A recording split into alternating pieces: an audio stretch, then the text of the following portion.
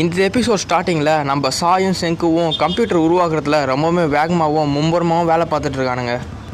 அப்போ டைஜோ எனக்கு கன்ஃபார்மாக தெரியும் இவங்க ரெண்டு பேரும் சேர்ந்து ஸ்மார்ட் ஃபோன் தான் உருவாக்க போகிறாங்க. அதுக்கு செங்கு என்ன சொல்கிறான்னா, ஸ்மார்ட் ஃபோன் உருவாக்குறலாம் இப்போது டெக்னாலஜிலப்பா, நீ எதோ தப்பு கணக்கு போட்டுக்காத அப்படின்னு செங்கு சொல்கிறான்.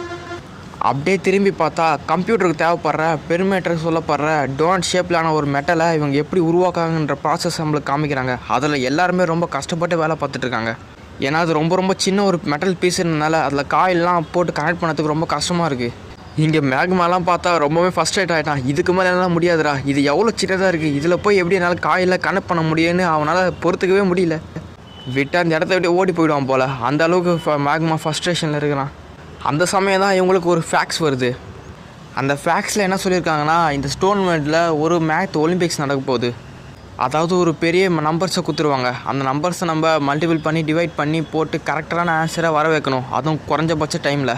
யாருக்கு ஃபஸ்ட்டு கரெக்டான ஆன்சர் வருதோ அவங்களுக்கு ஒரு ப்ரைஸ் கிடைக்கும் சொல்லி இந்த ஃபேக்ஸில் அமைச்சிருக்காங்க. அதுவும் இது கென்னோட வேலை தான் போல். அதுவும் ப்ரைஸும் ஒன்று கேட்டால் 100 மில்லியன் ட்ராகோவான். அதனால் இந்த காயில் கனெக்ட் பண்ணுற வேலையை எந்த அளவுக்கு சீக்கிரமாக முடிச்சுட்டு அந்த மேத் ஒலிம்பிக்ஸ்க்கு இவங்க ரெண்டு பேரும் ப்ரிப்பேர் பண்ண பார்க்குறாங்க. அதுக்கடுத்து சாய் ஒரு புதுசான ஒரு விஷயத்த இவங்களுக்கு சொல்கிறான். அது என்னதுன்னா மெமரி டிவைஸு. இப்போது கம்ப்யூட்டர் நம்பர்ஸை ஈஸியாகவே கால்குலேட் பண்ணி நம்மளுக்கு கொடுத்துரும். ஆனால் அந்த நம்பர்ஸை ஸ்டோர் பண்ணதுக்கு கண்டிப்பாக ஒரு ஸ்டோரேஜ் டிவைஸ் வேணும். அதுதான் நம்ம இப்போ உருவாக்க போகிறோம் அப்படின்னு சொல்லி இப்போ சாய் சொல்கிறான். ஆனால் அதுக்கு டிரான்சிஸ்டர் வேணுமே, நம்மக்கிட்ட அது இல்லையேன்னு சொல்லி நம்ம செங்குவும் அவன் பார்க்கவும், யாரும் கவலைப்பட வேணாம் டிரான்சிஸ்டர் இல்லைன்னு, நம்ம இந்த மேக்னெட்டை யூஸ் பண்ணி நம்ம ஸ்டோரேஜ் டிவைஸை உருவாக்கலாம் அப்படின்னு செங்கு ஒரு ஐடியா கொடுக்குறான். செங்கு சொல்ல போகிற ஐடியா ரொம்பவே சிம்பிள் தான். அதாவது ஒரு ஒயருக்கு நடுவில் ஒரு மேக்னெட்டை ப்ளேஸ் பண்ணும்போது அது எலக்ட்ரான்ஸை ட்ராப் பண்ணி வச்சுக்கும். இப்போ எலக்ட்ரான் இந்த ஒயரோடய ட்ராவல் பண்ணும்போது இந்த மேக்னெட்டை யூஸ் பண்ணி நம்ம போலை மட்டும் சேஞ்ச் பண்ணாலே போதும், மேக்னெட் அந்த ஒயர்லேயே அப்படியே ட்ராப் ஆகிக்கும். ட்ராப் ஆகியிருக்க அந்த எலக்ட்ரானை வெளியே எடுக்க அந்த நார்த்து சவுத் போல் சேஞ்ச் பண்ணாலே போதும், ட்ராப் ஆகியிருக்க அந்த எலக்ட்ரானை இப்போ நம்மளால் ரெட்ரீவ் பண்ணி எடுக்க முடியும். இதுதான் அந்த ஐடியா.